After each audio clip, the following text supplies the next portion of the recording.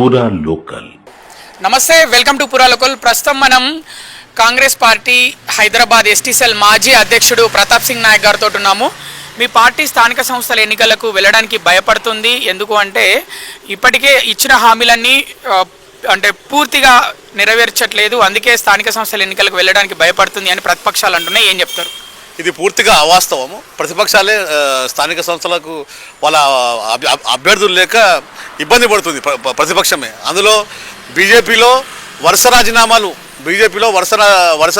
మొన్న ఈటెల రాజీనామా చేయడం జరిగింది. ఈరోజు బీఆర్ఎస్లో కవిత బయటికి రావడం జరిగింది. ఈరోజు మాకంటే ఎక్కువ ఏది స్థానిక సంస్థల ఎన్నికలకు ప్రతిపక్షాలే భయపడుతున్నాయి. ఎందుకంటే వారి పార్టీ అతలాకుతలం అయిపోతున్నాయి. ఓవైపు బీజేపీలో రెగ్యులర్ రాజీనామాలు ప్లస్ కవిత బీఆర్ఎస్ బయటకు వచ్చింది. కానీ మా కాంగ్రెస్ పార్టీ పటిష్టంగా ఉంది. జూబ్లీహిల్స్ ఎన్నికల్లో కానీ స్థానిక సంస్థల ఎన్నికల్లో కానీ పూర్తి స్థాయి మెజార్టీ సాధిస్తాం. మేయర్ స్థానాన్ని కూడా కైవసం చేసే సత్తా మాకుంది. ఇంకో విషయం ఏంటంటే బీసీల కోసం మన తెలంగాణ రాష్ట్రంలో దేశవ్యాప్తంగా పోరాడింది రేవంత్ రెడ్డి, రాహుల్ గాంధీ తప్ప ఇంకెవరు పోరాడలేదు. ఈరోజు బీసీలను అణగదొక్కాలని చెప్పేసి బీఆర్ఎస్ ప్రభుత్వము, బీజేపీ ప్రభుత్వము తొక్కే ప్రయత్నం చేస్తుంది. ఇక్కడ మేము అసెంబ్లీలో అది ప్రతిపాదిస్తే కూడా ఇక్కడ గవర్నర్ ఆమోదించి మళ్ళీ తిరస్కరించాడు. దీని అర్థం ఏంది? ఇక్కడ కాంగ్రెస్ పార్టీ బీసీల కోసం పోరాడుతుంటే బీజేపీ తొక్కే ప్రయత్నం చేస్తుంది. కాబట్టి మాకు పూర్తిగా మేము చాలా బలంగా ఉన్నాము, పటిష్టంగా ఉన్నాము. ప్రతిపక్షాలే భయపడుతున్నాయి తప్ప రేవంత్ రెడ్డి సిద్ధంగా ఉన్నారు. రేవంత్ రెడ్డి హయాంలో తప్పకుండా స్థానిక సంస్థల ఎన్నికల్లో మేము పూర్తి మెజార్టీతో గెలుస్తాం.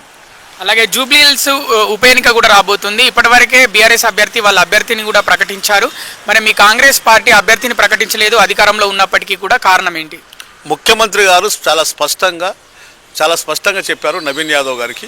చాలా మంది సీనియర్ నాయకులు వచ్చి అడగడంలో తప్పేం లేదు. కానీ యువ నాయకుడు ఉత్సాహవంతుడు కాబట్టి నవీన్ యాదవ్కే పూర్తి అవకాశాలు ఉన్నాయి. తప్పకుండా భారీ మెజార్టీలో జూబ్లీస్లో మన కాంగ్రెస్ పార్టీ గెలవబోతుంది.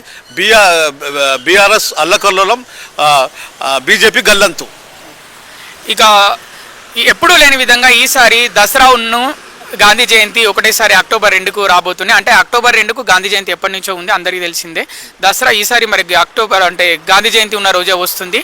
మీరు ఒక గాంధీయవాదిగా ఏం చెప్పాలనుకుంటున్నారు? కొంతమంది ఏమో గాంధీ జయంతి ఎందుకు అవసరమా ఆ రోజు అని చెప్తున్న పరిస్థితి, కొంతమంది ఏమో గాంధీకి రెస్పెక్ట్ ఇవ్వాలని మరికొంతమంది. మీ స్టాండ్ ఏంటి? చూడండి, ఇలా రావడం తెలంగాణ ప్రజల అదృష్టం, తెలంగాణ కాంగ్రెస్ ప్రభుత్వానికి కూడా అదృష్టం. ఎందుకంటే మేము గాంధీజీని అంతే స్వాగతిస్తాం. దసరా పండుగను కూడా అంతే స్వాగతిస్తాం. పగలు గాంధీ జయంతి జరుపుకుంటాం, రాత్రి దసరా పండుగ చేసుకుంటాం.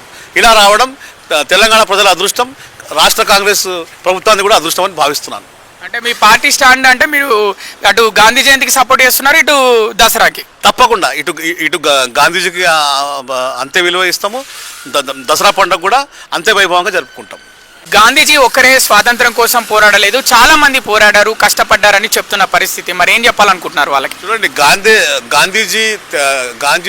గాంధీజీ భారతదేశ ఉద్యమం తీసుకొచ్చింది గాంధీజీ. 1930లో ఉప్పు సత్యాగ్రహం తీసుకొచ్చింది గాంధీజీ మూమెంట్ తీసుకొచ్చిన తర్వాతే అన్ని పార్టీల నాయకులు ఆ రోజు కథలు రావడం జరిగింది. ఏదైనా భారతదేశ ఉద్యమంలో గాంధీవాదుల పాత్ర ప్రధాన కారణం. ఎందుకంటే గతంలో వల్లభాయ్ పటేల్ అన్నారు, అదన్నారు, ఇదన్నారు. అట్లాంటిది ఏం లేదు. గాంధీజీ శాంతి మార్గంలో రావడం వల్లనే మన భారతదేశానికి స్వాతంత్రం వచ్చిన మాట చరిత్ర చెప్తున్న సత్యం.